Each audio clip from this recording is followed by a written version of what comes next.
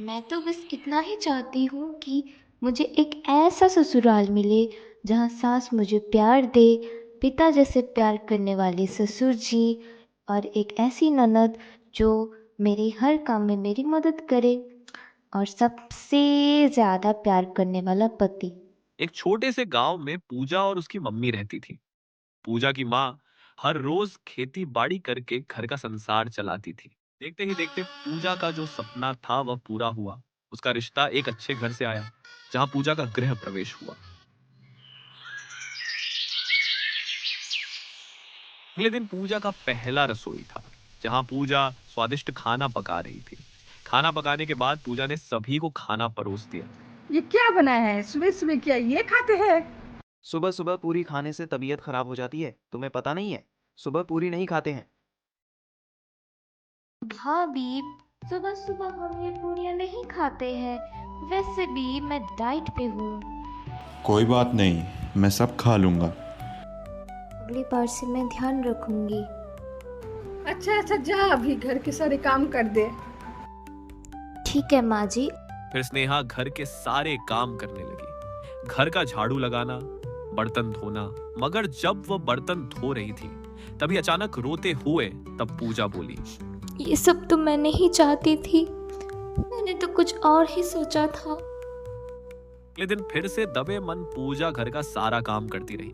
ऐसे ही कई दिन बीत गए। फिर एक दिन शनाया के कमरे में जब पूजा झाड़ू लगाने गई, हाँ तुम देखना, राहुल तो सिर्फ मुझे ही पसंद करेगा। सबसे ज्यादा सुंदर इस दुनिया में तो सिर्फ मैं ही हूँ। शनाया, तुम भी तो मेरे काम में हाथ बटा सकती हो ना। तुम तो घर में ही रहती हो, ज़्यादातर तो फ्री रहती हो। ये सब मैं नहीं कर सकती हूँ, ठीक है? वैसे भी तुमको यही काम के लिए शादी करके ले आया गया है इस घर में, तो तुम ही करो। ये सुनते ही पूजा रोते हुए अपने घर, अपने गांव की तरफ चली गई।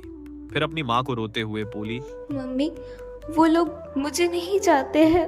उनको तो बस एक काम करने वाली बाई चाहिए थी, इसी कारण वो लोग मुझ जैसे गरीब लड़की को शादी करके लेकर गए हैं। मुझसे दिन रात काम करवाते हैं।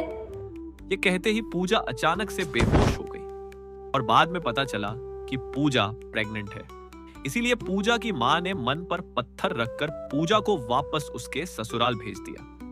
दिन बीत गए, उसी हाल में रोज रोज घर का सारा काम करती रही, मानो कि उसे नौकरानी की जगह पर रखा गया हो।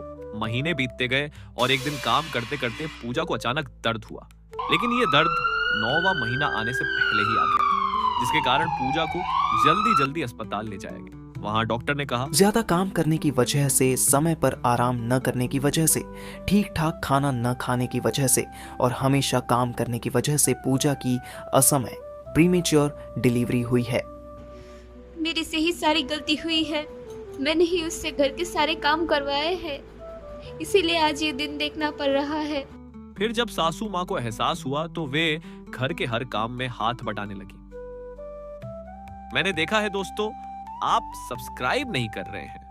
अभी सिर्फ 19.5% लोगों ने ही सब्सक्राइब किया है।